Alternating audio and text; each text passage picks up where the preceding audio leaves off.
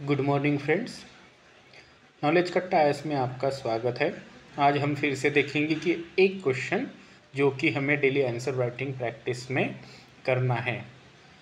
तो हम देखते हैं कि आज का question, discuss the role of socio religious reform movements in the 19th century in the rise of Indian nationalism. तो हमें सोशो रिलीजियस रिफॉर्म का जो रोल है, जो मूवमेंट्स हुए थे इन द 19th सेंचुरीज, तो उसके बारे में डिस्कस करना है। तो किसके लिए करना है? इन the rise of Indian nationalism. तो इंडियन नेशनलिज्म, भारतीय राष्ट्रवाद, इसके बारे में हमें इस क्वेश्चन में के आंसर में डिस्कस करना है। तो देखो कि सभी प्रश्न के जब हम उत्तर लिखते हैं तो हम इसमें इंट्रोडक्शन, देन इसका बॉडी स्ट्रक्चर और देन कंक्लूजन ऐसे ही लिखते हैं। तो देखते हैं कि इंट्रोडक्शन में हम क्या लिख सकते हैं और बॉडी स्ट्रक्चर में क्या लिख सकते हैं और कंक्लूजन में क्या लिख सकते हैं, ये सभी हम यहाँ पे डिस्कस करेंगे। तो हम जो भी आंसर्स प्रोवाइड कर रहे हैं आपको, these are not the perfect answer, these are the only model answer. तो हम चलते हैं, देखते हैं इंट्रोडक्शन में। तो सबसे पहले हम हमारी जो सोसाइटी है उसके स्ट्रक्चर के बारे में हम देखते हैं। पहले उसके बारे में सोचेंगे कि इंडियन स्ट्रक्चर कैसी रही है। तो इसमें देखो कोई जो सोसाइटी स्ट्रक्चर है वो एक कास्ट डिस्क्रिमिनेशन बेस्ड रही है तभी 19th century, in the 19th century में। Then woman rights. सो देखिए कि महिलाओं को जो कुछ भी अधिकार थे उस टाइम, वो आज के ज़माने में जो अधिकार है उससे बहुत ही कम थे।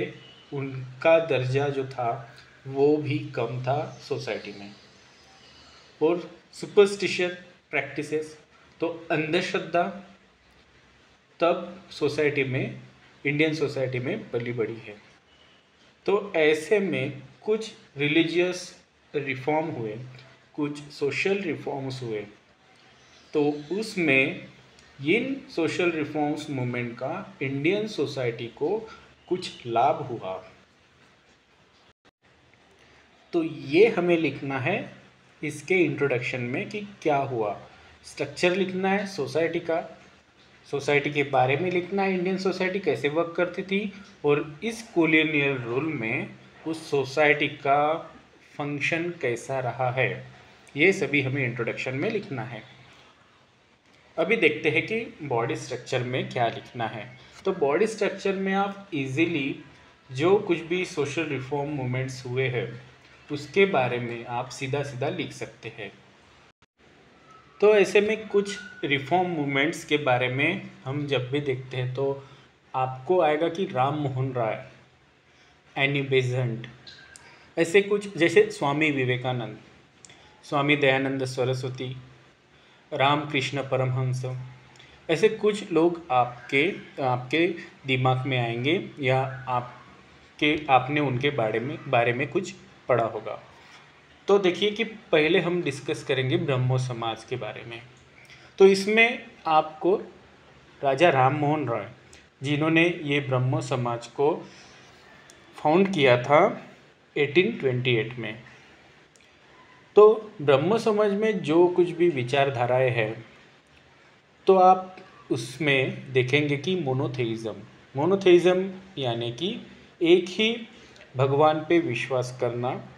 उनका मानना है कि भगवान एक ही है, ठीक है, ईश्वर एक ही है।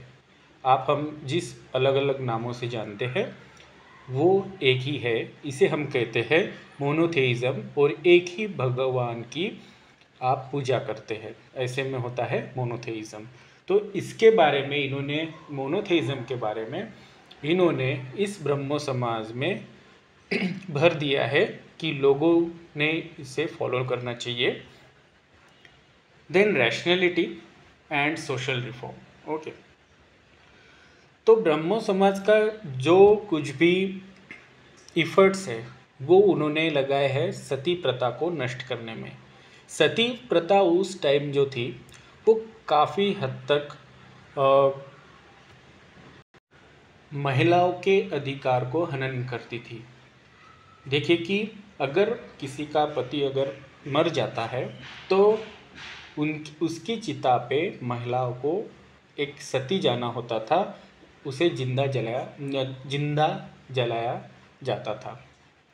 तो ऐसी प्रथा जो कुप्रथा है उस टाइम, ये खत्म किया है राजा राम मोहन राय के इफर्ट्स ने। उन्होंने उसके बाद में एक सती का एक कानून, जो एबोलिशन ऑफ सती, ये कानून पास हुआ और बाद में भारत से सती प्रथा पूरी तरह नष्ट हुई।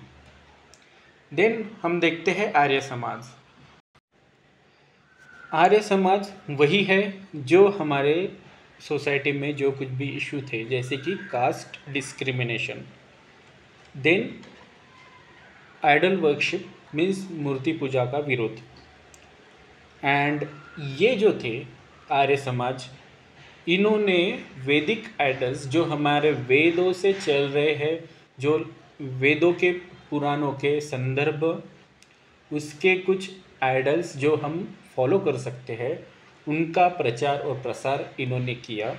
तो आर्य समाज सबसे पहले इस्टेब्लिश किया है स्वामी दयानंद सरस्वती जी ने, जो कि 1875 में हुआ।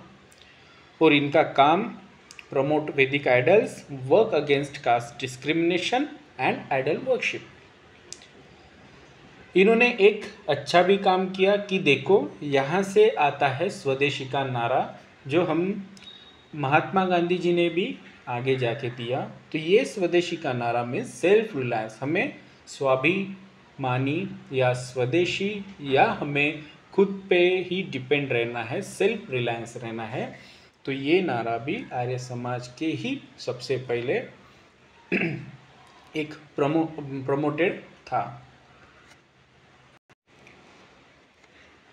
इंडियन सोसाइटी में उस टाइम आप वहाँ पे इंटरकास्ट मैरिज पूरी तरह से नहीं था, बैन था या ऐसा कुछ नहीं था। जाति जाति अपने हिसाब से रोटी और बेटी का व्यवहार करते थे, उनके अंदर ही चलता था रोटी और बेटी का व्यवहार। तो कभी वो मिक्स नहीं हुए, कभी यहाँ की एक कास्ट की बेटी उस कास्ट में कभी मैरिज नहीं हुए। तो ऐसे में अगर आपको कास्टिज़म ख़त्म करना है तो प्रार्थना समाज, जो कि इसे प्रमोट करता था कि इंटरकास्ट मैरिज को और विडो रीमैरिज को, विधवा विवाह, ये लाया है प्रार्थना समाज में, इनका कंट्रीब्यूशन है। और इससे इस्टेब्लिश किया था और लीड कर रहे थे एम.जी. रानडे। और इनका काफ़ी सारा जो वर्क है, सोशल वर्क, रिफॉर्म मूवमेंट का जो वर्क है, वो महाराष्ट्र में हुआ।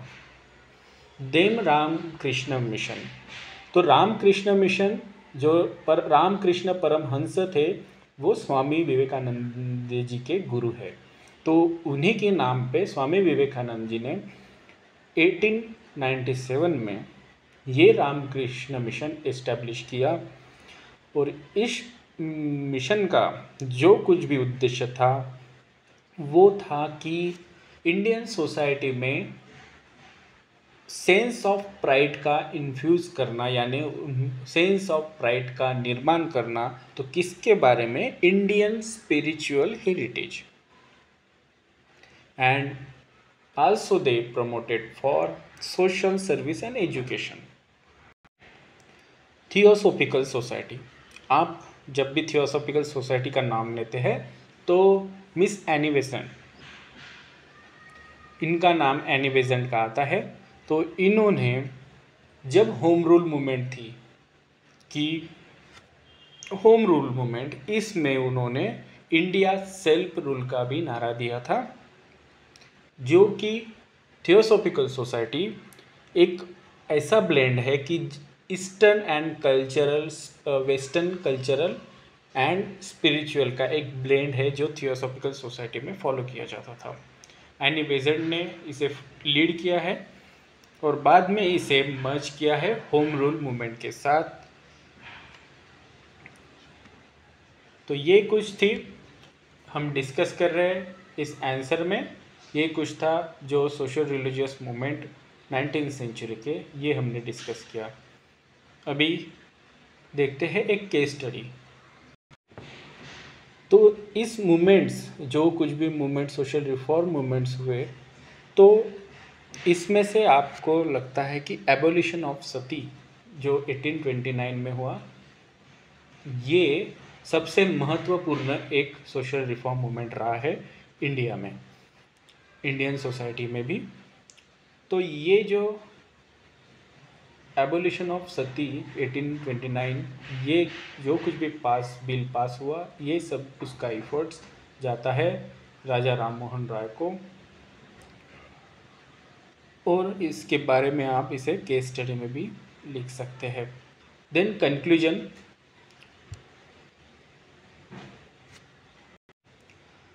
यूपीएससी आंसर राइटिंग प्रैक्टिस में कंक्लूजन एक ऐसा पार्ट है जो आपके पूरे लिखे हुए आंसर का एकमात्र उद्देश्य को बताता है कि आपने इस क्वेश्चन का आंसर लिख के आपने क्या साध्य किया है और उससे आपका मोटिव क्या है, ये हम कंक्लूजन में लिख सकते हैं। तो conclusion is the important part of the answer.